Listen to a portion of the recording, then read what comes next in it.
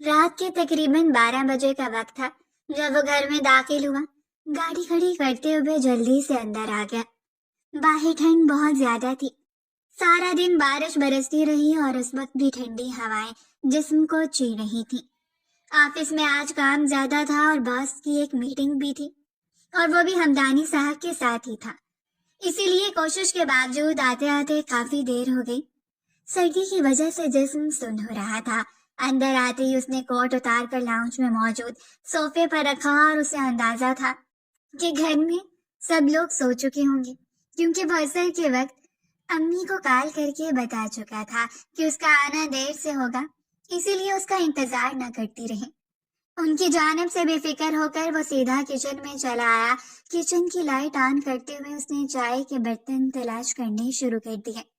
اپنے لیے چائے کا ایک کپ بنا کر وہ ریلیکس ہونا چاہتا تھا۔ کچھ ٹائم خود کے ساتھ گزارنے کے بعد ایک گہری نیند لینا چاہتا تھا۔ کچھ تردوں کے بعد اس نے اپنے لیے چائے تیار کر لی۔ بھاپ اڑاتے کپ کو لے کر وہ مڑا ہی تھا جب اسے اسٹور روم میں کچھ کھٹکے کا احساس ہوا، اور اس نے آنکھیں سکیڑ کر اسٹور روم کی جانب دیکھا تھا جو کہ کچن سے کچھ ہی فاصلے پر تھا۔ اسٹور روم کی لائٹ آن تھی۔ اسے حیرت ہوئی، اس وقت وہاں کون ہو سکتا ہے؟ سب لوگوں کو اس وقت اپنے اپنے کمرے میں ہونا چاہیے تھا۔ ماری تجسس کے وہ چائے سمیت اسٹور روم کی جانب چل پڑا۔ گھر میں صرف اس کے قدموں کی آہٹ گونج رہی تھی۔ رات سردی کے شدید لحاف کو لپیٹ کر زمین پر اتر رہی تھی، اور ایسے میں اس کے دل میں تجسس کا عجیب سا کھٹکا تھا۔ اسٹور روم کے دروازے پر پہنچ کر اس نے وہ دروازہ دھکیل دیا۔ چڑ کی آواز کے ساتھ ہی دروازہ کھلتا چلا گیا اور اندر مکمل خاموشی چھا گئی۔ کچھ دیر تو وہ جائزہ لیتا رہا اور پھر چائے کا کپ لبوں سے لگا لیا۔ اب انداز کچھ اس طرح کا تھا کہ وہ اسٹور روم میں کھڑا جانچتی ہوئی نظروں سے جائزہ لے رہا تھا۔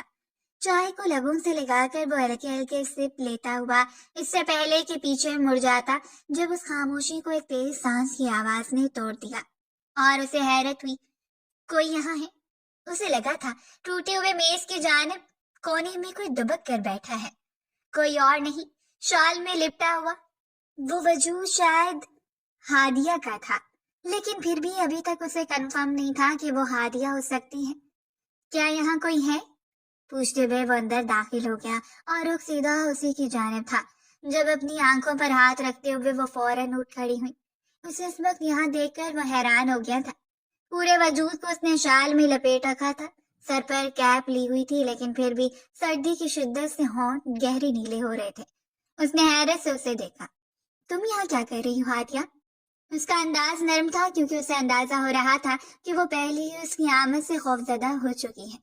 اپنے چہرے سے ہاتھ اٹھا کر اس نے بڑی بڑی سرمئی آنکھوں کو کھول کر اسے دیکھا۔ معصوم آنکھوں میں خوف ہلکے ہلکورے لے رہا تھا اور اس کے ساتھ ساتھ نمی کی جھلک بھی تھی۔ چائے کا کپ وہیں رکھتے ہوئے وہ مکمل طور پر اس کی جانب متوجہ ہو گیا۔ کیا تم ٹھیک ہو؟ اس کے دونوں ہاتھوں کو تھام کر وہ اس کی یک انگلیوں کو گرمائش دے رہا تھا۔ نازک ہاتھ ٹھنڈ کی وجہ سے جمنے کے قریب تھے اور اس کے پوچھتے ہی وہ پھوٹ پھوٹ کر رو پڑی۔ چہرے کی رنگت بے تحاشا سرخ تھی۔ سفید رنگت میں کھلی ہوئی سرخیاں اسے مزید دل فریب بنا رہی تھیں۔ یہ شاید پہلی مرتبہ تھا جب وہ باضابطہ طور پر ایک دوسرے سے یوں اکیلے میں گفتگو کر رہے تھے، ورنہ وہ تو اسے دیکھتے ہی بھاگ جاتے۔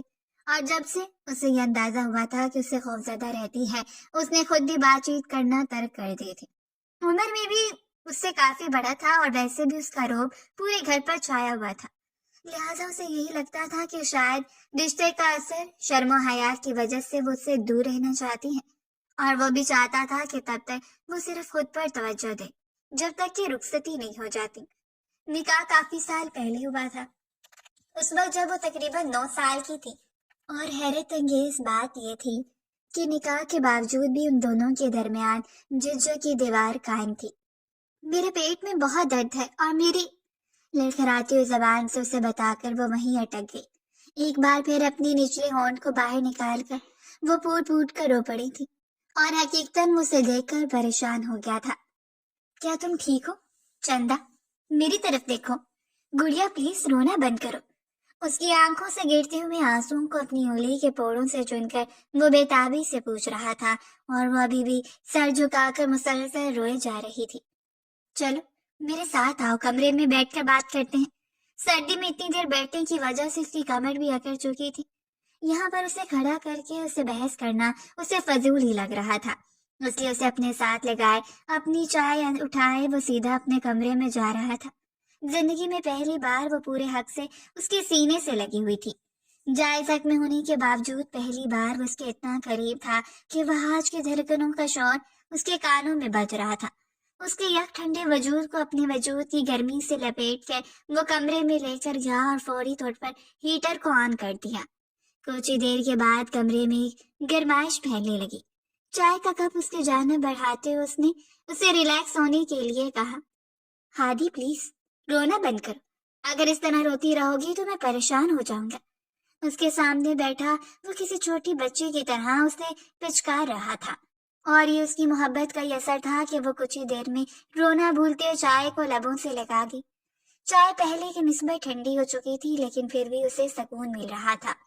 اپنے لیے آرام دہ لباس نکال کر وہ چینج کرنے کے لیے چلا گیا، جبکہ وہ صوفے کے کونے میں دبک کر اپنی سردی کو کم کر رہی تھی۔ کچھ دیر کے بعد وہ چینج کر کے واپس آیا تو وہ اسی پوزیشن میں بیٹھی تھی۔ چائے کا خالی کپ میز پر رکھا ہوا تھا۔ وہ کچھ پرسکون ہو گیا۔ بیڈ پر آ جاؤ، یہاں کمبل میں تمہیں سکون ملے گا، اس کے کہتے ہی اس نے سرخ چہرے کو جھکا کر سر نفی میں ہلا دیا۔ نہیں، میں یہاں ٹھیک ہوں۔ وہ اچھی طرح جانتا تھا اس کی موجودگی میں اس کے بیڈ پر بیٹھنے میں وہ کتنی انکمفرٹیبل ہوگی، اس لیے اس کے قریب چلا آیا۔ گھٹنوں کے بل بیٹھ کر اس کے دونوں ہاتھوں کو اپنے ہاتھ میں پکڑے اس کا چہرہ دیکھ رہا تھا۔ کیا ہوا؟ تم وہاں کیوں چھپی ہوئی تھی؟ کیا تمہیں کسی نے کچھ کہا ہے؟ اسے اندازہ تھا زرینہ بیگم اس کے ساتھ کتنا سخت رویہ اختیار کرتی تھی، اور اس وقت بھی اسے یہی لگ رہا تھا کہ شاید زرینہ بیگم کے سخت رویے کی وجہ سے وہ وہاں چھپی ہوئی تھی، یا شاید یہ اس کی ناراضگی کا اظہار تھا۔ اس کے یوں پوچھنے پر وہ اپنی نظروں کو ادھر ادھر گھما کر کمرے میں موجود چیزوں کا جائزہ لینے لگے، جیسے کہ تذبذب کا شکار ہو کہ اسے بتانا چاہیے یا نہیں، اور پھر اپنے لبوں کو دانتوں میں دبا کر اسے دیکھے تھے۔ اس لمحے کوئی میر وحاج سے پوچھتا کہ اسے کتنی معصوم لگی ہے، اتنی معصوم کہ اس کے رخساروں پر بہتی ہوئی شبنم کو اس نے اپنے لبوں سے چننے کی خواہش کی تھی، لیکن پھر اپنے جذبات پر قابو پاتے ہوئے اسے دیکھتا رہ گیا۔ میری طبیعت ٹھیک نہیں ہے، پیٹ میں بہت درد ہے، اور اپنے پیٹ کے نچلے حصے پر سختی سے ہاتھ جماتے ہوئے چہرہ جھکا گئی۔ اس کے چہرے پر پھیلی ہوئی زردیوں سے ہی اسے اندازہ ہو رہا تھا کہ معاملہ گمبھیر ہے۔ وہ پیٹ درد کا شکار تھی۔ اگر تمہارے پیٹ میں درد تھا تو تمہیں اپنے کمرے میں رکنا چاہیے تھا، بابا کو یا ماما کو بتاتی، وہ تمہارے لیے میڈیسن لے کر آتے۔ تم اسٹور روم میں کیوں تھی؟ ایک بار پھر اس نے اپنا سوال دہرا کر اپنی نظروں کو اس کے چہرے پر جما دیا۔ آنسو ایک بار پھر آنکھوں کی حدود کو توڑتے ہوئے باہر گرنے لگے۔ اگر بستر خراب ہو جاتا تو ممانی جان بہت ناراض ہوتی۔ مجھے لگا کہ مجھے وہیں رکنا چاہیے۔ اس کی بات پر کھٹکتے ہوئے وہ اسے دیکھتا رہ گیا۔ یعنی اس کی طبیعت ٹھیک نہیں تھی اور وہ صرف ممانی جان کے خوف کی وجہ سے وہاں تھی۔ کیا یہ پہلی مرتبہ ہے؟ اس نے ڈائریکٹ اس کی آنکھوں میں دیکھ کر پوچھا۔ اس کا لہجہ پر اعتماد تھا، کچھ اس طرح سے بات کر رہا تھا کہ وہ ہر ایک سے خوفزدہ ہو جانے والی لڑکی اس کے سامنے کھل کر اپنی حالت کا اظہار کر رہی تھی۔ نہیں، دوسری دفعہ، لیکن پہلی دفعہ ایسا ہوا تھا اور ممانی جان ناراض ہو گئی تھی۔ اس نے شکر کی سانس لی، یعنی وہ بنیادی سامان سے واقف تھی۔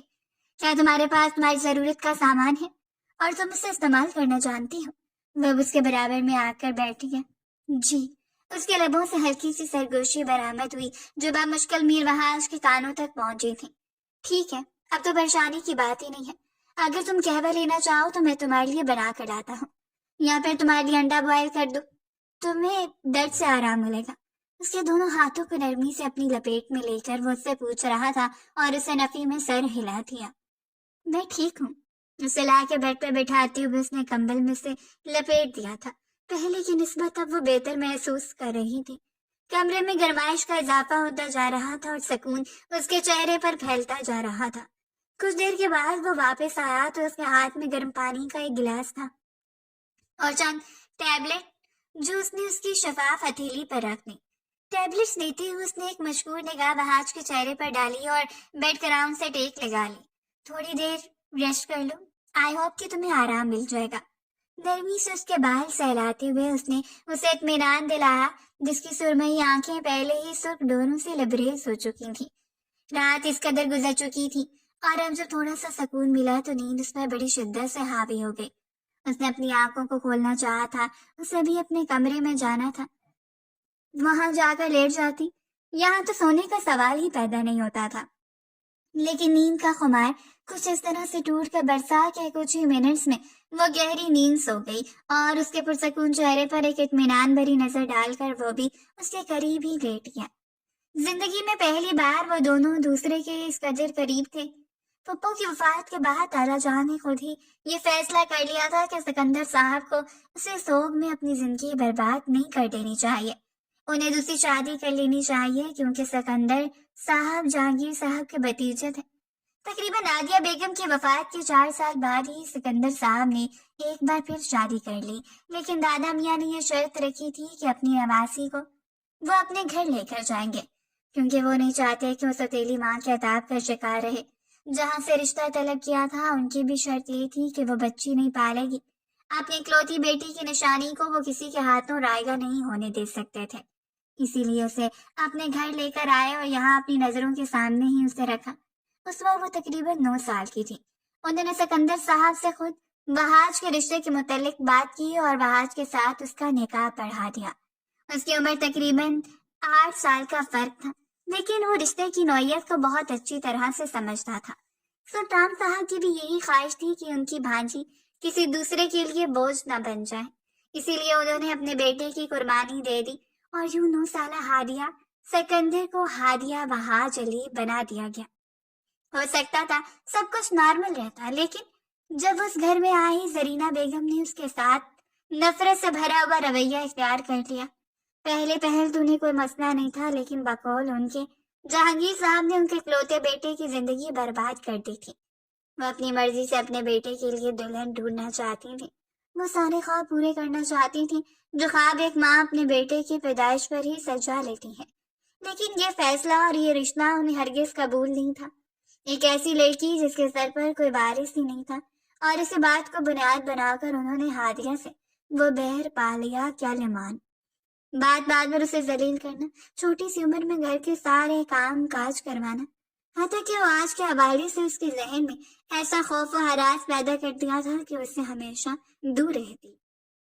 انہوں نے کہہ دیا تھا اگر وہ کبھی بہاج ارد گرد بھی نظر آئی تو وہ اتنا برا سلوک کریں گی کہ وہ ہمیشہ یاد رکھے گی، اور اسی لیے گھر میں رہتے ہوئے کبھی اس نے وہاں سے بات تک نہیں کی۔ جہانگیر صاحب اس سے بے تحاشا محبت کرتے تھے۔ وقت کے ساتھ ساتھ سلطان صاحب کی محبت بھی ماند پڑ گئی۔ عورت کی باتوں میں اتنا اثر ہوتا ہے کہ اگر وہ مسلسل ایک ہی حوالے سے بات کرتی رہیں تو مرد کو کچھ نہ کچھ بدگمان کر دیتی ہیں، چاہے وہ اسے زبان سے برا بھلا نہیں کہتے تھے، لیکن اب اس کے معاملے میں بولنا چھوڑ دیا تھا۔ اس کے ساتھ ان کا رویہ اچھا تھا، لیکن پھر بھی زرینہ بیگم کو وہ کبھی قابو نہیں کر پائے، اور یہی وجہ تھی کہ زرینہ بیگم کی نفرت اور تشدد میں دن بدن اضافہ ہوتا چلا گیا۔ اس رات وہ پرسکون ہو کر اس کے پہلو میں لیٹی رہی، جس شخص نے پورے حق سے اسے اپنی باہوں میں سمیٹا تھا، اس کا حد سے زیادہ خیال رکھا۔ نکاح ہونے کے باوجود اس کے ساتھ کوئی ایسی حرکت نہیں کی تھی کہ وہ خوف میں مبتلا ہو جاتی، نہ ہی وہ چاہتا تھا کہ اس کی معصومیت کو رون دے۔ صبح جس وقت وہ بیدار ہوا اس وقت بھی اس کی جانب پشت کیے وہ بڑی گہری نیند سو رہی تھی۔ اس نے جھکتے اس کے چہرے کو دیکھا، یہ احساس دل فریب تھا کہ وہ اس پر اعتماد کرتی تھی، بغیر کسی خوف کے، بغیر کسی جھجک کے، اس پر اعتماد کر کے اس کے پہلو میں لیٹی رہی۔ چاہے اس کی بیوی تھی، لیکن پھر بھی پہلی مرتبہ جھجک، شرم و حیا آڑے آ جاتی ہے، لیکن اس کا انداز پر اعتماد تھا، اور اسے اپنے رشتے میں یہی اعتماد تو چاہیے تھا۔ پہلی بار اس نے جھکتے ہوئے آہستگی سے اس کے ماتھے کو اپنے لبوں سے چھو لیا۔ ایک دل فریب احساس اس کے ذہن میں سرایت کرتا چلا گیا، یعنی وہ اس کی ملکیت تھی، صرف اس کی سفید رنگت میں بے تحاشا سرخیاں کھلی ہوئی تھیں، چہرے پر سکون تھا، بال تکیے پر بکھرے ہوئے تھے، اور سفید ہاتھوں کی مٹھیاں بنائے اس نے رخسار کے نیچے رکھا ہوا تھا۔ کافی دیر وہ اس کے دل فریب چہرے کا جائزہ لیتا رہا، اور پھر اٹھ کر فریش ہونے چلا گیا۔ فریش ہونے کے بعد اس نے تیاری کی، آج ایک بار پھر اس کی ضروری میٹنگ تھی، تو بہتر یہی تھا کہ وہ اسے بیدار کر کے اپنے کمرے میں بھیج دیتا، یا صبح کے آغاز سے پہلے ہی اسے اپنے کمرے میں بھیج دیتا، لیکن اسے لگتا تھا کہ گھر کے لوگ اس پر اعتماد کرتے ہیں، وہ بتا دے گی کہ اس کی طبیعت ٹھیک نہیں تھی یا پھر اٹھ کر اپنے کمرے میں چلی جائے گی۔ اس بات کو اس نے اگنور کرتے اسے وہیں سونے دیا اور خود ناشتہ کرنے کے بعد سب کو خدا حافظ کہہ کر چلا گیا تھا۔ زرینہ بیگم کو یہ بات کھٹک رہی تھی کہ آج وہ اتنا دیر تک کیسے سوئی رہی۔ طبیعت چاہے جیسے بھی ہوتی، صبح ناشتے کی میز پر اسے ملازمہ کے ساتھ مل کر ناشتہ لگانا ہوتا اور تبھی ان کی انا کو تسکین ملتی تھی۔ وہ بھلا کیسے برداشت کر لیتی ہیں کہ وہ بیدار ہو جائیں اور وہ مالکن کی حیثیت سے ابھی تک سوتی رہے۔ سلطان صاحب کا بھی کوئی ضروری کام تھا، اسی لیے وہ بھی فوراً ہی نکل گئے۔ ناشتے کے بعد جہانگیر صاحب نے اس کے متعلق پوچھا تھا اور زرینہ بیگم نے انہیں کمرے میں بھیجتے ہوئے کہہ دیا کہ وہ اپنے کمرے میں آرام کری ہے، اسے وہ ابھی کچھ دیر تک جگا دیں گی۔ آج وہ اچھی طرح اس کی کلاس لینے کا ارادہ رکھتے تھے، تبھی ذہن میں پختہ ارادہ کرتے اسے جگانے کی غرض سے جیسے سیڑھیاں چڑھتی ہوئی کمرے کی جانب گئی، وہ اسے انہیں وحاش کے کمرے سے نکلتی ہوئی نظر آئی تھی۔ وہ اتنی خوف زدہ تھی کہ اس نے ارد گرد بھی نہیں دیکھا، بس اپنی شال کو ہاتھوں میں اٹھائے وہ جلدی سے اس کے کمرے سے نکلتی ہوئی اپنے کمرے کی طرف جا رہی تھی۔ وہ حیرت اور بے یقینی سے اسے دیکھتی رہ گئی۔ جس وقت وہ اپنے کمرے کی جانب مڑی تھی، ان کی عقابی نظروں نے اس کی شرٹ پر لگے ہوئے ان سرخ دھبوں کو بڑی گہری نظروں سے دیکھا تھا اور تبھی ان کے تن بدن میں آگ لگ گئی۔ وہ بھلا کیسا برداشت کر سکتی تھی کہ وہ رات بھر ان کے بیٹے کے کمرے میں رہی۔ بدگمانی اور شک کی ایک دبیز تہ ان کے ذہن پر جم گئی اور پھٹی پھٹی نظروں سے وہ دیر تک اس کی پشت کو دیکھتی رہی، جب تک کہ وہ اپنے کمرے میں غائب نہیں ہوگی۔ ایک شدید غصے نے ان پر حملہ کیا تھا، وہ سوچ بھی نہیں سکتی تھی کہ وہ رشتہ جسے وہ کبھی آگے بڑھتا ہوا نہیں دیکھ سکتی تھی، وہ رشتہ جو انہیں ہر حال میں توڑنا تھا، نکاح کے بعد رخصتی سے پہلے ہی مکمل ہو گیا۔ اور اسی بات اور اسی غصے نے ان کی ضد کو ہوا دی۔ وہ فوراً اس کے کمرے میں چلی گئی۔ دھاڑ سے کھلتے ہوئے دروازے کے باعث واش روم میں ہی اس کا دن دہل گیا۔ 1 منٹ سے پہلے باہر آ، اس سے پہلے کہ میں اندر آ کر تمہارا حلیہ بگاڑ دوں۔ زرینہ بیگم کی سخت آواز نے اس کی ریڑھ کی ہڈی میں سنسناہٹ دوڑا دی۔ خوفزدہ نظروں سے دروازے کو دیکھتے ہوئے اس نے کانپتے ہوئے لہجے میں کہا تھا، میں آ رہی ہوں ممانی جان، بس 2 منٹ۔ اور وہ جلے پیر کی بلی کی طرح ٹہلتے ہوئے اپنے اندر کی فرسٹریشن کو کم کر رہی تھی۔ کچھ دیر کے بعد وہ کمرے سے باہر نکلی۔ اس نے اپنا لباس بھی تبدیل کر لیا تھا، دھلا ہوا چہرہ، لیکن چہرے پر گہرا خوف تھا۔ زرینہ بیگم فوراً اس کی جانب بڑھی اور اسے بازو سے پکڑ کر جھنجھوڑ دیا۔ کہاں تھی تم رات بھر؟ ان کی سخت جائزہ لیتی ہوئی نظروں کا اثر تھا کہ نظر جھکاتے ہوئے گڑبڑا گئی۔ میں نے پوچھا، کہاں تھی تم؟ کیا تم رات بھر وحاش کے کمرے میں تھی؟ کیا کر رہی تھی تم وحاش کے کمرے میں؟ ان کے سوالات پر اس نے اپنے خوفزدہ دل کو گویا مٹھی میں تھام لیا تھا۔ کانپتی ٹانگوں کی وجہ سے اپنے پیروں پر کھڑا رہنا مشکل تھا۔ وہ ان کے کمرے میں سو گئی تھی۔ طبیعت اس سے پہلے کہ وہ اپنی بات مکمل کر پاتی، انہوں نے سختی سے اس کا منہ دبوچ لیا۔ کہاں ہیں تمہارے وہ کپڑے جن پر تمہاری بدکرداری کے داغ لگے ہوئے ہیں؟ میں پھینکوں گی تمہارے نانا کے سامنے تاکہ انہیں اندازہ ہو کہ تم کون سے گل کھلا چکی ہو۔ میرے بیٹے کو قابو میں کرنے کے لیے تم نے اپنی عزت کو گروی رکھ دیا، اپنی ماں سے بھی گھٹیا نکلی، بد کردار لڑکی۔ وہ چیخ پڑی تھی اور چیختے ہوئے واش روم میں گئی، جہاں چھوٹی سی بالٹی میں اس کے کپڑے پڑے تھے۔ وہ شاید انہیں دھونے کا ارادہ رکھتی تھی، اسی لیے بالٹی میں انہیں ڈبو کر رکھا۔ تم تو حد سے زیادہ چالاک نکلی، میں تو سمجھتی ہی تھی کہ تم سہمی ہوئی چڑیا کچھ نہیں کر پاؤ گی۔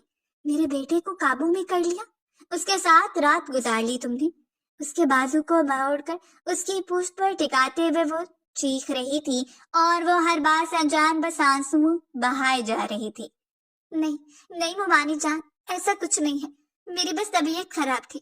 وہ صفائیاں دیتی رہ گئی، لیکن انہوں نے اسے کھینچتے ہوئے بیڈ پر دھکیل دیا۔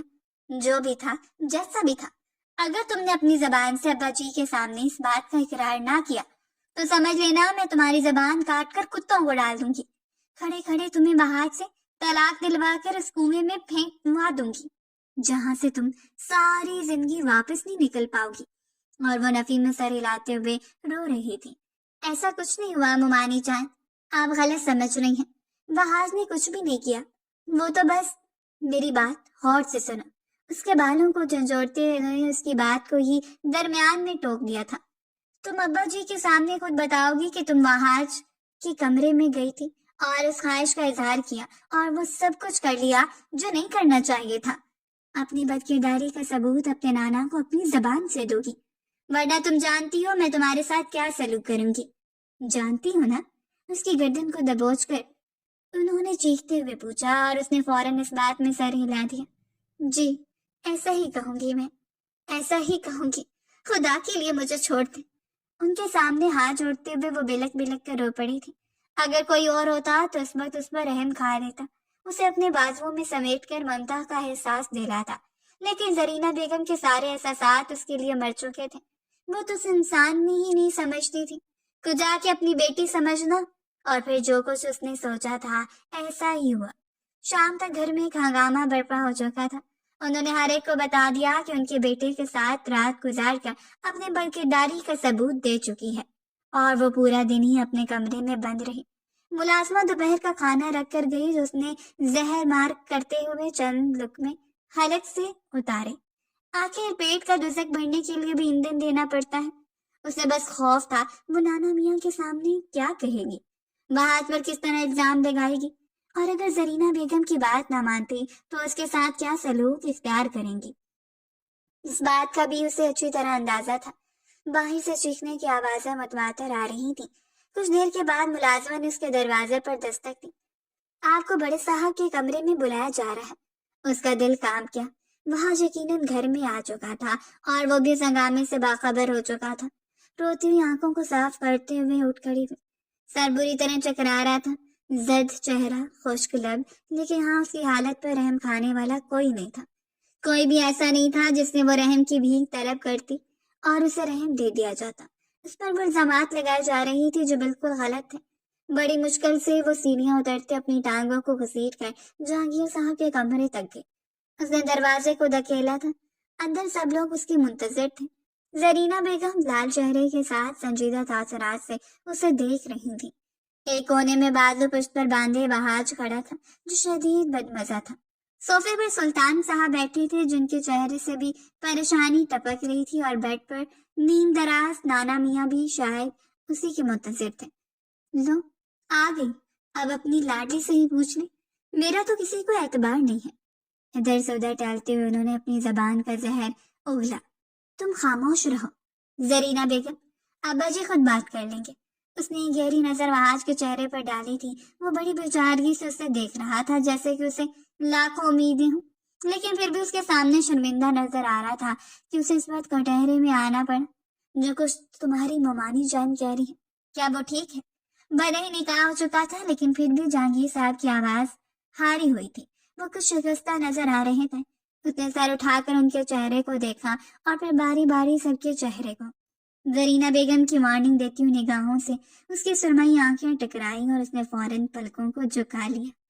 آنکھیں نمکین پانیوں سے لب لب بھر گئی، پورا جسم کانپ اٹھا، ہاتھوں کی انگلیاں سختی سے ایک دوسرے میں پیوست تھیں، اور اگلے ہی لمحے اس نے اس بات میں سر ہلا دیا۔ سب کچھ ثابت ہو گیا۔ زرینہ بیگم کے چہرے پر جیت کی چمک پھیل گئی۔ ساری بات اپنی زبان سے بتا ابا جی کو کہ تم خود بہاج کے کمرے میں گئی تھی۔ تم نے اپنی حدود کا بھی خیال نہیں رکھا۔ اسے بازو سے پکڑتے انہوں نے مزید جہانگیر صاحب کے سامنے کھڑا کر دیا۔ اس کا سر چہرہ، اسے لگ رہا تھا وہ یہیں گر جائے گی۔ خوف کی خطرناک لکیریں ارد گرد پھیلی ہوئی تھی۔ کوئی کیسے کسی کی ذات سے اس قدر نفرت کر سکتا ہے کہ اسے یوں نشانہ بنا کر ہر ایک کی نظروں سے ہی گرا دے؟ اور اس کے ساتھ بھی تو ایسا ہی ہوا تھا جو اس نے کبھی وہم و گمان میں بھی نہیں سوچا ہوگا۔ حیرت اور بے یقینی سے اس کے چہرے کو دیکھتا رہ گیا۔ تم کیوں اتنی خوفزدہ ہو ہادی؟ پلیز بتاؤ دادا جان کو کہ تمہاری طبیعت ٹھیک نہیں تھی، میں تمہیں اسٹور روم سے اپنے کمرے میں لے کر گیا تھا، پلیز۔ وہ التجا کرتا رہ گیا لیکن وہ خاموش کھڑی رہی۔ زرینہ بیگم اس روز جیت گئی۔ گھر میں ہر ایک نے اعتبار کر لیا تھا کہ وہ اور بہاج وہ سب کچھ کر چکی ہیں جو رخصتی سے پہلے نہیں کرنا چاہیے تھا۔ ان دونوں نے اپنی حدود کا خیال نہیں رکھا، اور جہانگیر صاحب سخت غصے میں تھے۔ وہ ہر ایک کو یقین دلا دلا کر تھک چکا تھا۔ وہ اس وقت ہار گیا جب اس کی اپنی بیوی نے اس کی ذات کے خلاف فیصلہ کر دیا۔ وہ نہیں جانتا تھا کہ وہ کس دباؤ کا شکار ہے، لیکن اسے اپنی نیک نیتی کا اتنا برا اجر ملا، یہ بات اسے دکھ کا شکار کر رہی تھی۔ جہانگیر صاحب نے بات ہی ختم کر دی انہوں نے کہہ دیا تھا کہ ایک ہی ہفتے کے اندر اندر ان کی رخصتی رکھ دی جائے گی۔ چند مہمانوں کو بلا کر اسے باقاعدہ طور پر رخصت کر کے وہاج کے کمرے میں بھیج دیا جائے گا، تاکہ گھر کی بات گھر میں ہی رہے۔ جو کچھ زرینہ بیگم نے چاہا تھا وہ انہیں بھی حاصل نہیں ہوا۔ انہوں نے تو سوچ لیا تھا کہ اس بات کا بتنگڑ بنا کر وہ بات کو طلاق تک لے آئیں گی اور وہاج کو اتنا بدگمان کر دیں گی کہ وہ رخصتی سے انکار کر دیں، لیکن یہاں تو سارا معاملہ ہی الٹ ہو گیا۔ وہ اپنے کمرے میں چلا گیا تھا۔ شدید ذہنی دباؤ اور غصے نے اسے اپنی لپیٹ میں لے رکھا تھا۔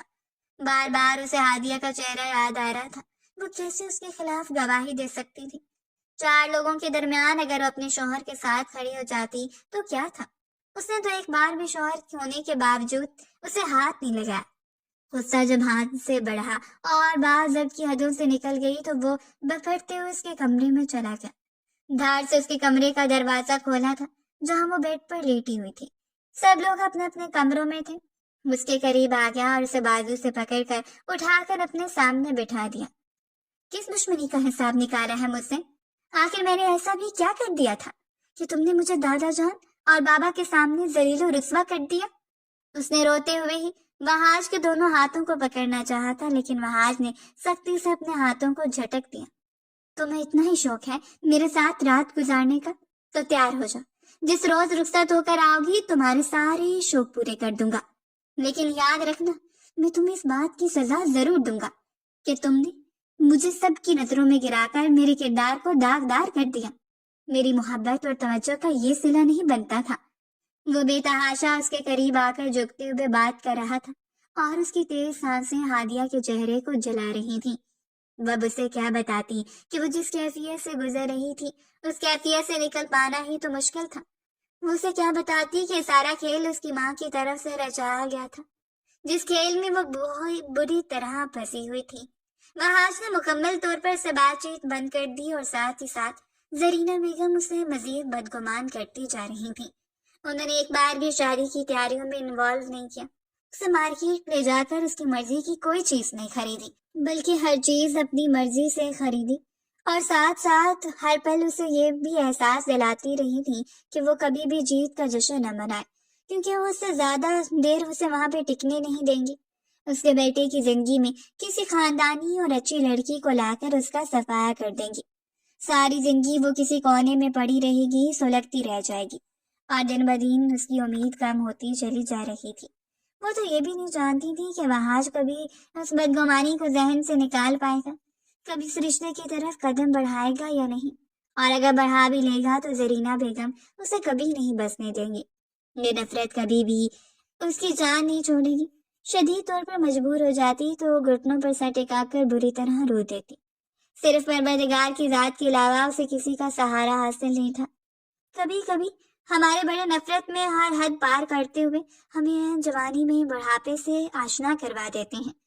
ہم ذہنی اذیت میں مبتلا ہو کر موت کی بھیک مانگتے رہ جاتے ہیں۔ ہر گزرتا ہوا دن اسے اندیشوں وسوسوں میں مبتلا کر رہا تھا۔ اس نے تو کبھی نہیں سوچا تھا اتنی جلدی وہ وہاج کے نام ہو جائے گی، اتنا جلدی سب کچھ ہو جائے گا۔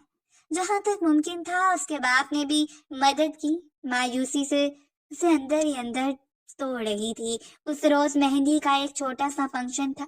زیڈ کلر کی شرارے میں بالوں میں کرل ڈال کر ہاتھوں میں گجرے پہنے وہ حسین لگ رہی تھی، بالکل لائٹ سا میک اپ۔ باقی کزنس اسے پھولوں سے بنے ہوئے جھولے میں لا کر وہاج کے پہلو میں بٹھا دی اور وہ بس کسی مورت کی طرح اس کے پہلو میں بیٹھی رہی۔ نہ ہی وہاج نے اس کی جانب توجہ دی تھی اور نہ ہی وہ خود سے اسے متوجہ کر پائی۔ کچھ ہی دیر کے بعد بیوٹیشن کو بلا دیا گیا۔ جیسی رسم ختم ہوئی، بیوٹیشن نے اپنی مہارت سے اس کے بازوؤں کو مہندی سے بھرنا شروع کر دیا۔ ہتھیلی پر سجا ہوا وہاج کا نام اتنا دلکش لگا کہ وہ دیر تک اسے دیکھتی رہی۔ زرینہ بیگم جس وقت کمرے میں داخل ہوئی وہ مہندی لگوا کر بیڈ پر بیٹھی تھی۔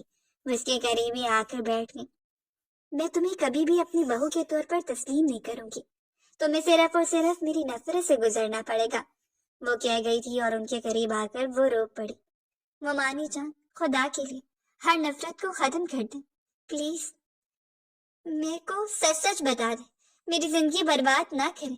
اور اس نے بلکتے التجا کی تھی اور انہوں نے اسے خود سے دور دھکیل دیا۔ ممکن ہی نہیں، اپنے بیٹے کی زندگی میں میں اپنی من پسند بہو لے کر آؤں گی جو اسے ڈیزرو کرتی ہو۔ उसे खड़ी खड़ी सुनाकर वापस पलटने लगी थी और फिर एक नजर उसकी मेहंदी पर डाली थी। आगे बढ़कर उसके हाथ में सजे वहाज के नाम को उंगली से मिटा दिया। वो तकलीफ से आंखें मीच कर रह गई। काश उसके बाप ने उसे कभी यहाँ न छोड़ा होता, लेकिन काश के अलावा हमारे पास और कोई चारा नहीं होता। अगला दिन हंगामों से भरा हुआ था और उसी लिबास में उसके पहलू को चार चांद लगा के दोनों ने गोया एक दूसरे को मुकम्मल कर दिया। कजन्स के भरपूर इसरार पर बहाज ने पलटते उसके चेहरे पर फैला हुआ चालीदार घूंघट उलट दिया था। वो काफी देर उसके दिल के चेहरे को देखता रहा। बिलाशुबह वो बहुत हसीन लग रही थी। मासूमियत और हुस्न के इम्तिजाज ब्यूटिशियन की महारत से किए गए मेकअप ने उसे निखार कर रख दिया। बड़ी बड़ी आंखें जिनमें सिर्फ उम्मीद फैली हुई थी। वो काफी देर उसके चेहरे को देखता रहा और फिर नजरों का जाविया बदल लिया। रुखसती क्या ही थी, बस एक कमरे से दूसरे कमरे में चले जाना, लेकिन दिल में फिर भी अंदेशे थे। आने वाले वक्त की खदशे थे। बहू की तरह कोई भी रस्म नहीं निभाई गई, बस चुपचाप उसे लाकर वहाज के बेड पर बैठा दिया गया, जो हल्का फुल्का सुर गुलाब की पत्तियों से सजा हुआ था। मुमानी जान ने कहा था कि जिस रोज वो उनके बेटे से अपना हक वसूल करेंगी, उस रोज हर हक से महरूम हो जाएगी। और मुमानी का बेटा था जो उसे इतना बदगुमान हो गया था कि नजर मिलाने से भी गुरेज कर रहा था। कल वो उस बेड पर किसी और हैसियत से थी और आज वो बगैर किसी से डरे अपनी हुक्मरानी की धाक जमाए बैठी थी। जब वो अपने कमरे में दाखिल हुआ, एक नजर उसके सजे हुए वजूद पर डालकर रुख मोड़े, घड़ी उतारकर आईने के सामने रखी और कपड़े तब्दील करने चला गया। काफी देर वो इंतजार करती रही, जबकि वो बेड की दूसरी जानिब आकर लेटा नहीं था। तुम्हारी पायल और तुम्हारी चूड़ियों की आवाज मुझे डिस्टर्ब करेगी, लिहाजा बेहतर है उतार कर सो जाओ। ये ना हो कि कल लोगों के सामने मुझे जलील करने के लिए तुम्हें नया बहाना मिल जाए। उसका तो पूरा अंदाज ही बदला हुआ था। दोनों के दरमियान वो अनदेखी दीवार हाइल हो चुकी थी, जो मजबूत से मजबूतर होती जा रही थी। अपना कामता हुआ हाथ उसने वहाज के कंधे पर रखा और वहाज ने सख्ती से उसका हाथ झटक दिया था। मेरे करीब मत आना, कोशिश भी मत करना कि मैं दोबारा तुम पर एतमाद करूंगा। तुम्हारे हसीन और मासूम चेहरे के पीछे चालाक के भयानक राज छुपे हुए हैं, जिन्हें मुझ जैसा शख्स कभी नहीं समझ पाएगा। वो भरी भरी नजरों से उसे देखती रह गई। मेरी बात तो सुन ले एक बार, उसने दोहराया था और वहाज ने हाथ जोड़ते उसे खामोश करवा दिया। जितना सुनना था सुन चुका हूँ। तुम जैसी ड्रामेबाज लड़कियां जिंदगी में आकर सिर्फ जिंदगी बर्बाद ही करती हैं। बस उस रोज उसने अपनी जिद, बदगुमानी और अना में उस हसीन रात को भयानक बना दिया।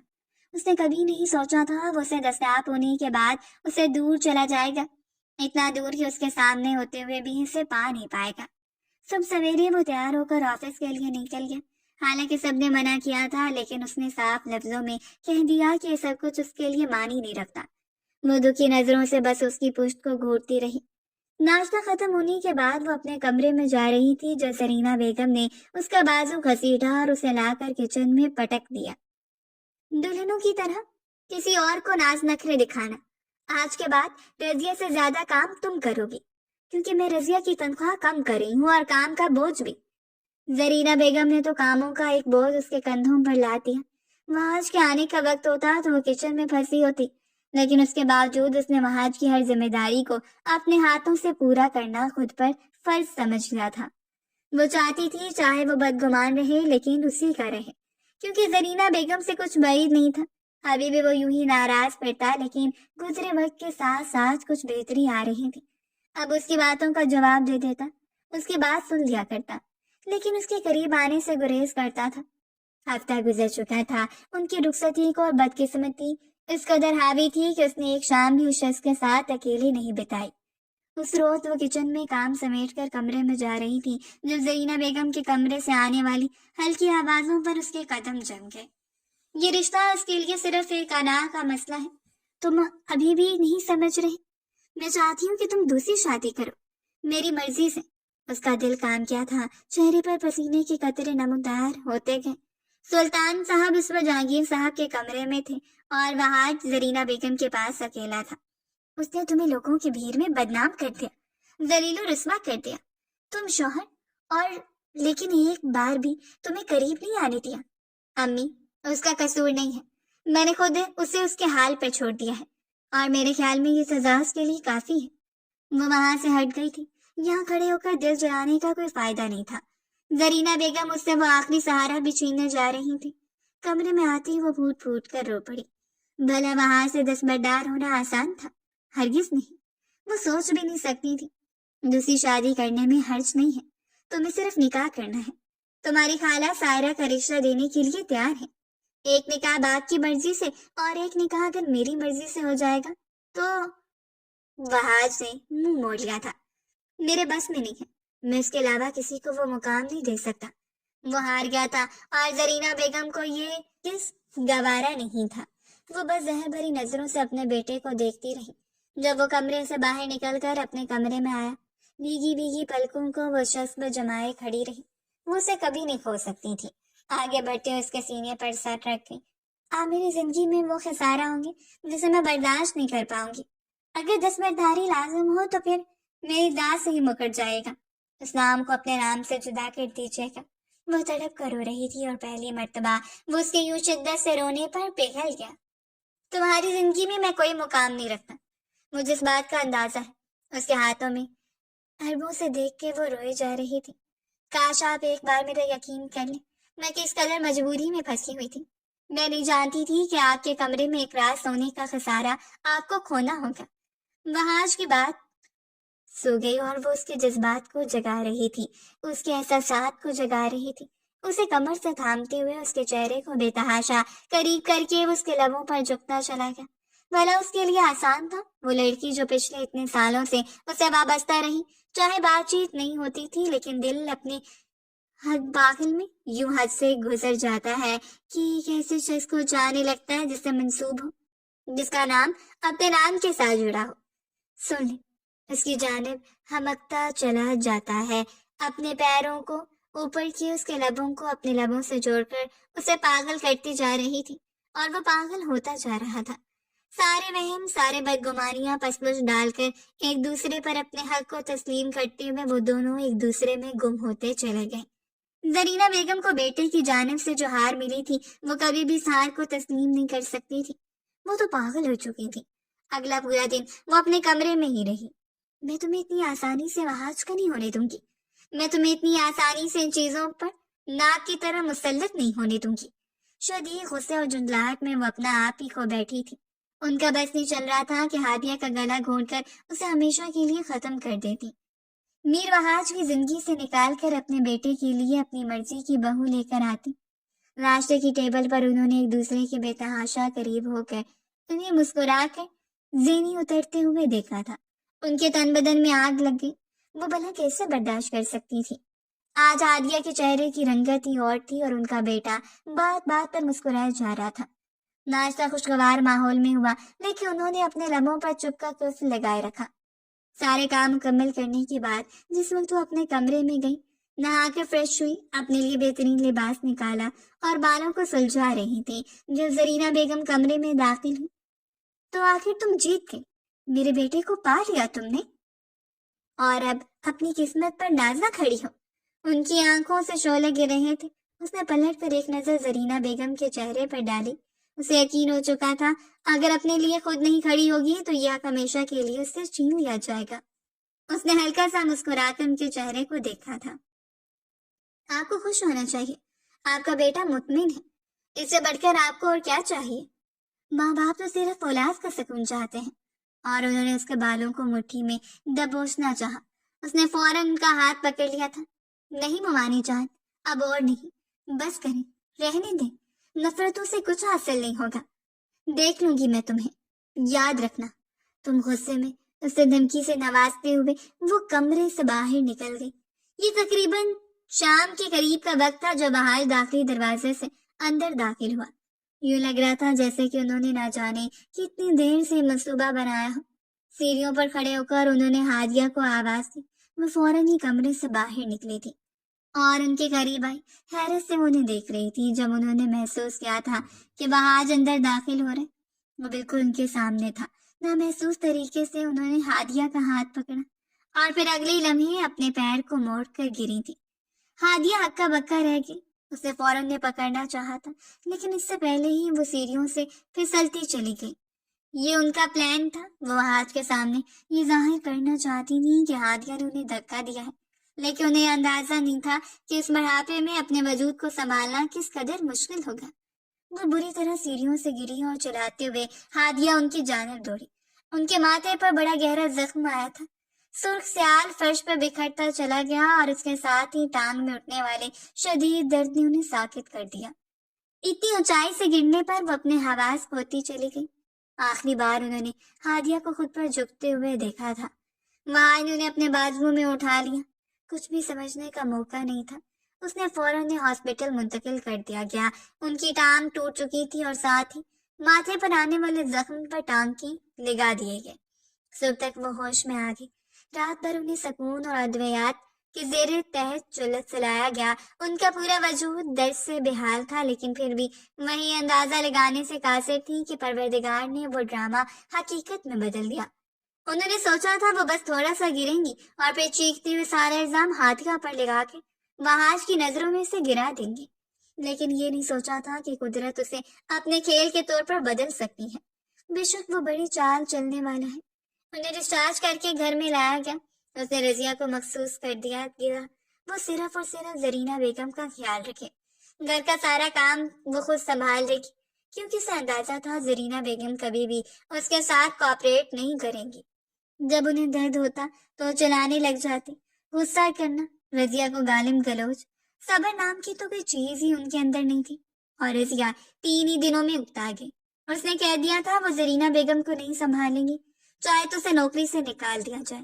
ان کے لیے آسان نہیں ہے رات رات بھر جاگنا، زرینہ بیگم کی چھوٹی چھوٹی باتوں کا خیال رکھنا، اور اس کے باوجود بھی ان سے باتیں سننا۔ کوئی بات نہیں، آپ گھر کے کام کاج سنبھال لیجیے، ماما جان کو میں خود دیکھ لوں گی، اس نے اطمینان سے کہہ دیا۔ زرینہ بیگم اسے دیکھتی رہ گئی۔ محتاجی کے سالے میں انہیں اندازہ تھا کہ وہ بھی اس کے ساتھ وہی سلوک کرے گی جو سلوک وہ آج تک دہراتی ہی آئی تھی، لیکن وہ تو کسی کو بتانے سے بھی قاصر تھی کہ آ کر کسی سے کچھ کہتی تو کیا کہتی۔ صرف شرمندگی کے علاوہ کوئی چارہ نہیں تھا، اور پھر اس نے کر دکھایا۔ اپنی نیک نیتی سے وہ زرینہ بیگم کی خدمت میں جٹ گئی۔ اس نے سب کچھ فراموش کر دیا تھا۔ صبح ان کا منہ ہاتھ دھلا کر انہیں ناشتہ کروانا، دوا دینا، ان کی ڈریسنگ کرنا، ان کا خیال رکھنا، ہر لمحہ انہیں میسر رہنا، حتیٰ کہ انہیں نہلا کر ان کے کپڑے تبدیل کرنا، بال سلجھانا، اور 2 ہی دنوں میں زرینہ بیگم تو یوں ساکت ہو گئی جیسے ان سے قوت گواہی ہی چھین لی گئی ہو۔ اس وقت اپنے انداز پر غور کریں۔ جب حکمرانی آپ کے ہاتھ میں ہو، جب وقت آپ کی محتاجی میں چل رہا ہو، یہ نہ ہو کہ کل وقت اپنی کایا پلٹ دے، آپ ہاتھ ملتے رہ جائیں، آپ کسی ایسے شخص کے محتاجی میں آ جائیں جس پر دور حکمرانی میں آپ نے بڑا ستم ڈھایا ہو، اور پھر آپ کے پاس شرمندگی کے علاوہ کوئی چارہ نہ ہو۔ وہ بس اس کا چہرہ دیکھتی رہ جاتی، جس پر اطمینان تھا، حالانکہ وہ بہت کم عمر تھی، لیکن پھر بھی خدا نے اسے اتنے بڑے دل سے نوازا تھا۔ ان کی آنکھوں میں شرمندگی اور ندامت کے علاوہ کچھ نہیں تھا۔ ان کی خدمت کے دوران اس نے خود کو بھی فراموش کر دیا، خود گرائیں گا کر صرف ایک ماں کی طرح ان کا خیال رکھا تھا۔ انہیں ہر وقت میسر رہی۔ وہ آج بھی بے پناہ خوش تھا۔ وہ ہر رات اسے اپنی محبتوں سے نوازتا تھا۔ ہر دن کا آغاز اس کی باہوں سے ہوتا اور وہ اسی پر شکر گزاری کرتی۔ خدا نے اسے جتنا نوازا تھا، کسی سے بدلہ لے کر یا کسی کے بارے میں غلط سوچ کر وہ اسے کھو نہیں سکتی تھی۔ اور اب زرینہ بیگم کی خاموشی اسے بتا رہی تھی کہ ان کے اندر کون سی ہلچل برپا ہے۔ انہیں اپنے سہارے سے وہ آہستہ آہستہ لان میں چہل قدمی کرواتی، ان کی ویل چیئر کو گھما کر انہیں ہر وہ چیز دکھاتی جو ان کے موڈ کو خوشگوار کرے، اور وہ بھی سراپا بدلنے لگی تھی۔